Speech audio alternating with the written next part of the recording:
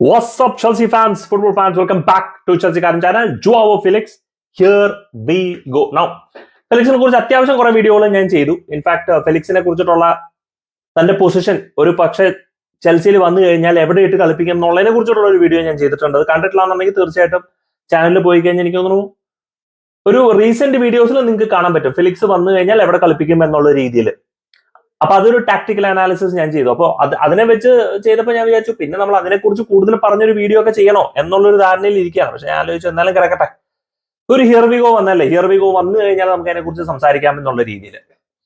Corner Gallagher to Atletico Madrid, I think a good deal നമ്മളെ സംബന്ധിച്ച്.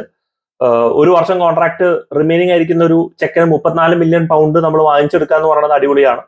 പിന്നെ ജോao ഫെലിക്സിന്റെ സത്യം പറഞ്ഞാൽ ആരും എവിടെയും കൃത്യമായിട്ട് എമൗണ്ട് പറഞ്ഞിട്ടില്ല.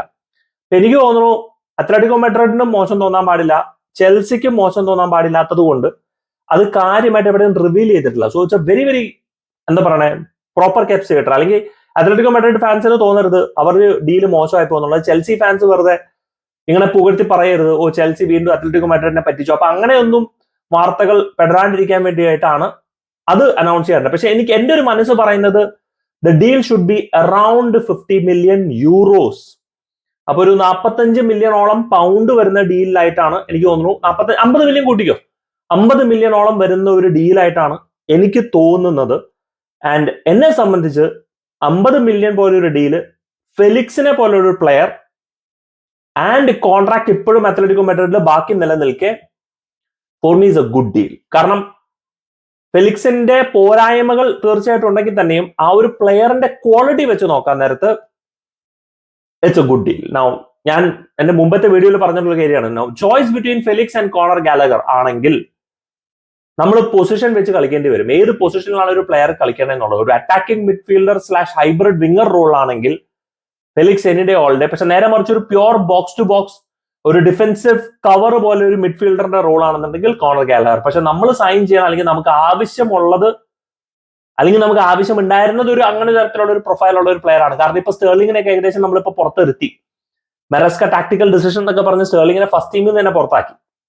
അപ്പൊ അങ്ങനെ ഇരിക്കുന്ന സ്ഥിതിയിൽ ജോao ഫെലിക്സിന്റെ അഡീഷൻ ഒരു മോശമല്ല. So we have Joao Felix, Mudryk, Nkunku, 3 right footed players. We have Pedro Neto, we have Cole Palmer, we have Noni Madueke, 3 left footed players. പിന്നെ ജാക്സൺ ഗെയ്യു സ്ട്രൈക്കേഴ്സ് ആയിട്ട് കളിക്കാനായിട്ട്. അപ്പോൾ ഒരുപാട് പെർമുട്ടേഷൻസ് ആൻഡ് കോമ്പിനേഷൻസ് ശരിക്കും പറഞ്ഞാൽ നമ്മുടെ ടീമിൽ ഇപ്പോൾ ഉണ്ട്. ഇത് ഇത്രയും ചെയ്യുമ്പോൾ എനിക്കൊരു വീക്ക്നെസ് ഇപ്പൊ സത്യം പറഞ്ഞാൽ തോന്നുന്നത് നമ്മുടെ ഡിഫൻസീവ് മിഡ്ഫീൽഡറിലാണ്. ഒരു ഔട്ട് ആൻഡ് ഔട്ട് കാണ്ടേഴ്സ് ഡിസ്ട്രോയർ, ഒരു അമാൻഡു ഒനാന, ജോao പെലീനിയ പോലെ ഒരു പ്ലെയർ അത് കൈസേഡോ ആയി മാറുമോ എന്നുള്ളത് ഒരു ചോദ്യമാണ്. പക്ഷെ അതിലേക്ക് നമുക്ക് പിന്നെ കിടക്കാം. So it's a good addition, good squad addition, നല്ല സ്ക്വാഡ് ഡെപ്ത് തരുന്നു, ഒരുപാട് റൊട്ടേഷൻ തരുന്നു. ആൻഡ് പോരാത്തതിന് ഫെലിക്സിന് തന്റെ തലയിൽ ഒരുപാട് പ്രഷർ എടുക്കേണ്ട ഒരു സിറ്റുവേഷൻ ഇല്ല. കാരണം ആ പ്രഷർ എടുക്കാൻ വേറെ പ്ലെയേഴ്സ് ഓൾറെഡി ഉണ്ട് ടീമിലായിട്ട്, അല്ലെങ്കിൽ ആ പ്രഷർ ഷെയർ ചെയ്യാൻ ഒരു ടീമിലുണ്ട്.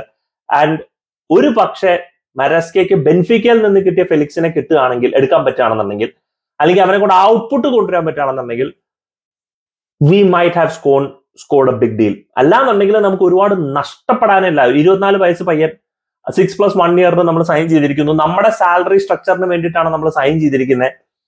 നാളെ എന്തെങ്കിലും ഭാവിയിൽ ഇതുപോലെ ഒരു ഫസ്റ്റ് ടീമിൽ നിന്ന് വിൽക്കണം എന്നുണ്ടെങ്കിൽ തന്നെയും പോസിബിലിറ്റിയാണ് നമുക്ക് വിൽക്കാൻ എന്നുള്ളത്. കാരണം നമ്മൾ ചോദിക്കാൻ പോകുന്ന ഒരു എമൗണ്ട് വലിയൊരു എമൗണ്ട് ആയിരിക്കില്ല, ഈ ഒരു റേഞ്ചിലായിരിക്കും.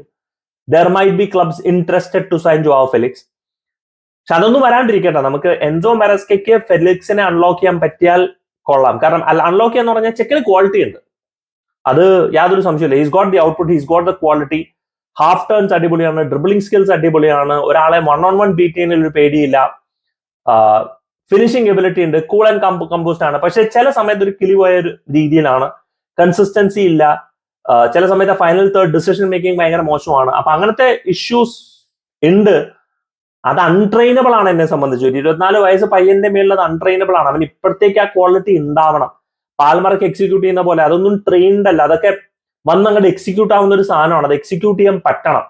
അപ്പൊ അത് അൺട്രെയിനബിൾ ഒരു സ്കിൽ സെറ്റ് ആണ്. അത് ഡെവലപ്പ് ചെയ്ത് എടുക്കുവോ എന്നുള്ളത് ഒരു വലിയൊരു ചോദ്യമാണ്. എടുക്കാൻ പറ്റിക്കഴിഞ്ഞാൽ നമ്മൾ ഭാവിയിൽ പറയും മച്ചാനെ ഇതൊരു പോളി ഡീലായിരുന്നു എന്നുള്ളത്. ആവാൻ പറ്റട്ടെ, നമ്മുടെ ഗുണത്തിനും വേണ്ടി, നമ്മുടെ ടീമിന്റെ ഗുണത്തിനും വേണ്ടിയായിട്ട് ആവാൻ പറ്റട്ടെ.